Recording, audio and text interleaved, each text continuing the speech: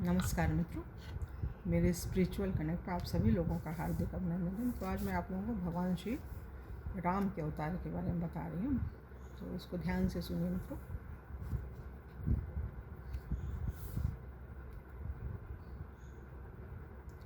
अपनी प्रतिज्ञा के अनुसार अकारण करुणावर भक्तवत्सल भगवान श्री रामचंद्र जी 4 रूप धारण करके श्री अयोध्यापति चक्रवर्ती महाराजाधिराज श्री दशरथ जी के पुत्र के रूप में चैत्र शुक्ल नवमी रामनवमी को अवतरित हुए। महारानी श्री कौशल्या जी की कुक्षी से श्री राम, श्री कैकेयी जी की कुक्षी से श्री भरत, श्री सुमित्रा जी की कुक्षी से श्री लक्ष्मण और शत्रुघ्न प्रकट हुए। यथा समय जातकरण, नामकरण, चूड़ाकरण, यज्ञोपवीतादि संस्कार सानंद संपन्न हुए।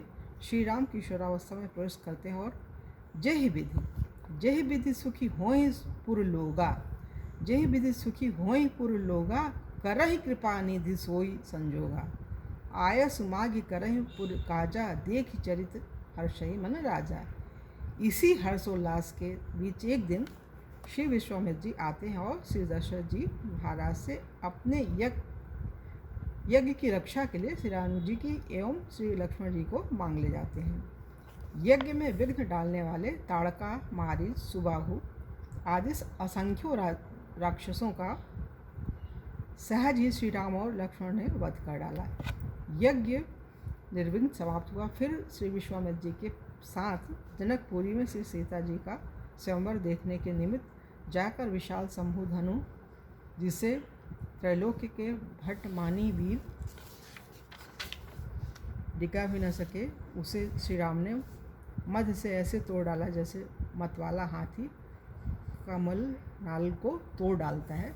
पश्चात यह शुभ समाचार श्री अयोध्या भेजा गया और श्री दशरथ जी आए तो बारात लेकर श्री राम के ब्याह के लिए, परंतु ब्याह हो गया चारों राजकुमारों का। अपनी वृद्धावस्था का आभास पाकर श्री दशरथ जी महाराज ने उत्तम गुणों से युक्त और सत्य पराक्रम वाले सद्गुणशाली अपने प्रियतम ज्येष्ठ श्रेष्ठ पुत्र श्री राम को अपने जो प्रजा के हित में संलग्न रहते थे, प्रजा वर्ग का हित करने की इच्छा से प्रेमवश युवराज पद पर अभिषिक्त करना चाहा।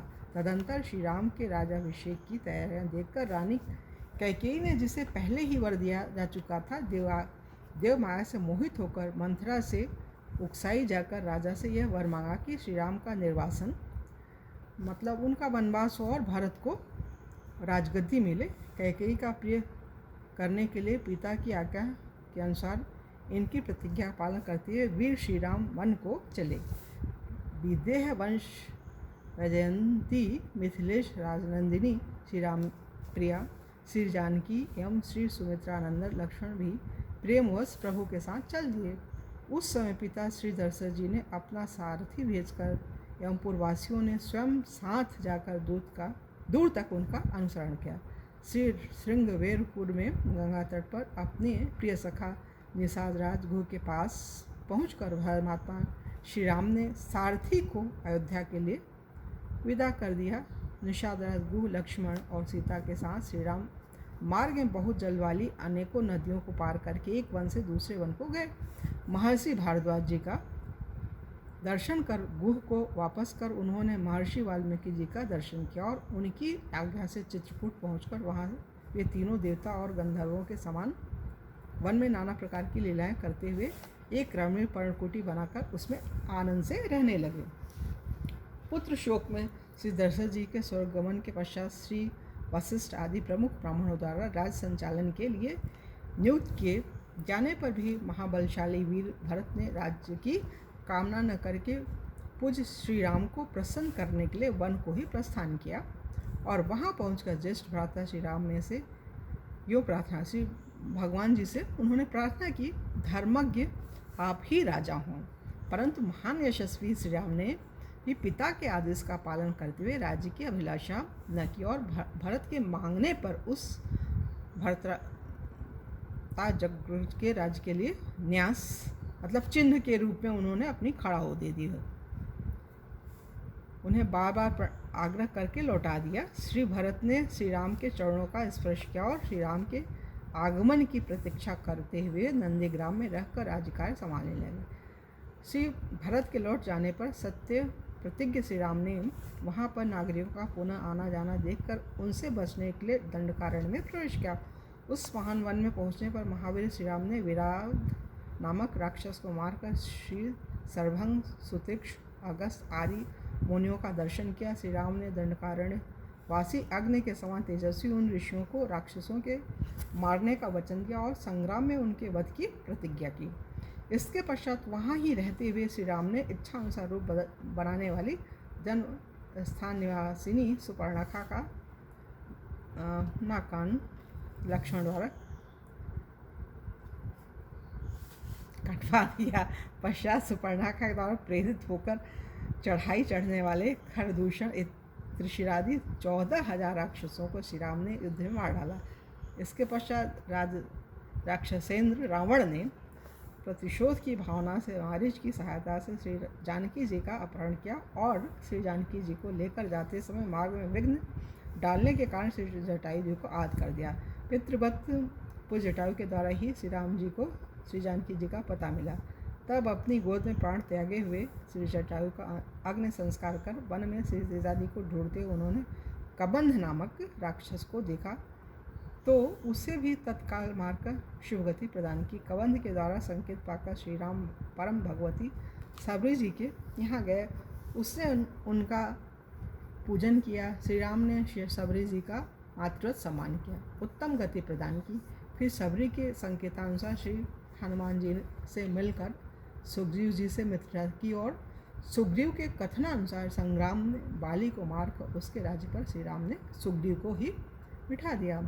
तब उन वानर राज सुग्रीव ने भी सभी वानरों को बुलाकर श्री जानकी जी का पता लगाने के लिए भेजा। संपादिक नामक गृध के पता बताने पर महाबलवान श्री हनुमान जी 100 योजन विस्तार वाले क्षीर समुद्र को कूद कर लांग गए। वहाँ रावण पालित लंकापुरी में पहुंचकर उन्होंने अशोक वाटिका में श्री सीता जी को चिंता मग्न देखा। तब उन विदेह नंदिनी को पहचान देकर श्री राम का संदेश सुनाया और उन्हें सांत्वना देकर उन्होंने वाटिका का विध्वंस कर डाला। साथ ही अक्षय कुमार आदि असंख्य राक्षसों को संहार कर डाला। उसके बाद में ये जानबूझकर पकड़ में आ गए।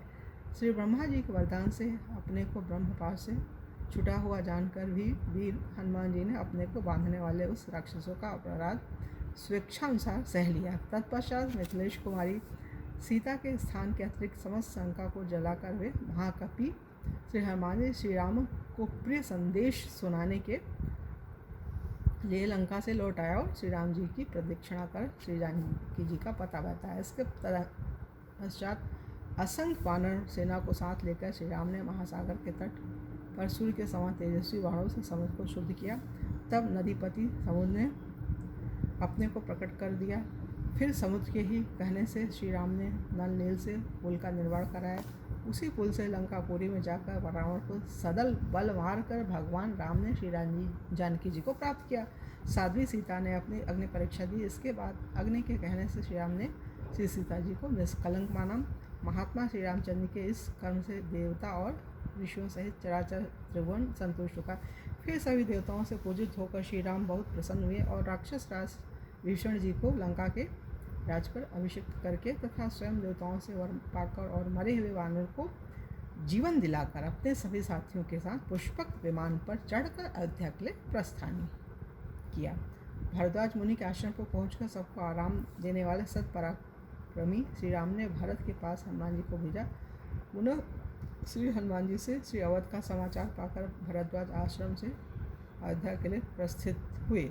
श्री अयोध्या पहुंचकर श्री अवधवासियों के उमड़ते हुए अनुराग को देखकर अमित रूप प्रगटते ही काला जथा जोग मिले सबहि कृपाला। पश्चात श्री वशिष्ठ जी के आदेशानुसार शुभ घड़ी में श्री रामभद्रजू का सिंहासन सीन हुए। राम जी के सिंहासन पर बैठते ही त्रैलोक परम आनंदित हो उठा। भगवान श्री राम ने सुदीर्घ काल तक पृथ्वी पर अभूतपूर्व सुशासन स्थापित किया। उनके राज्य में प्रजा मात्र तापत्रय से सर्वथा मुक्ति आज भी राम राज्य को आदर्श माना। तीनों प्रकार का ताप नहीं होता था। भगवान राम कृष्ण तो अद्भुत थे।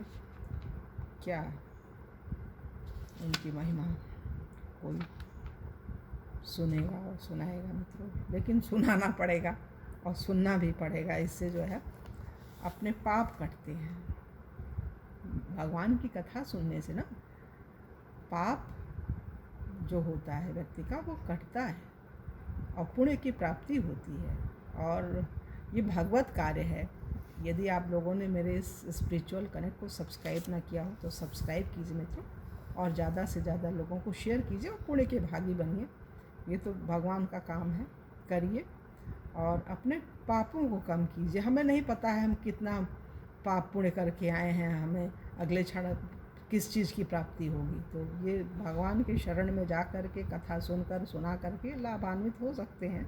भगवान की प्रेरणा होगी तभी तो हम बोल पा रहे हैं मित्रों, नहीं तो क्या बोल पाते, कुछ भी ना बोल पाते। तो अनुरोध है आप लोग इसको शेयर कीजिए, सब्सक्राइब कीजिए और लाइक भी कीजिए मित्रों। तो चलिए हम लोग अब अपने वीडियो को यहीं पे विराम देते हैं और कल की वीडियो में आप लोगों से पुनः मिलेंगे। तब तक के लिए जय हिंद, जय भारत, ओम शांति, ओम शांति।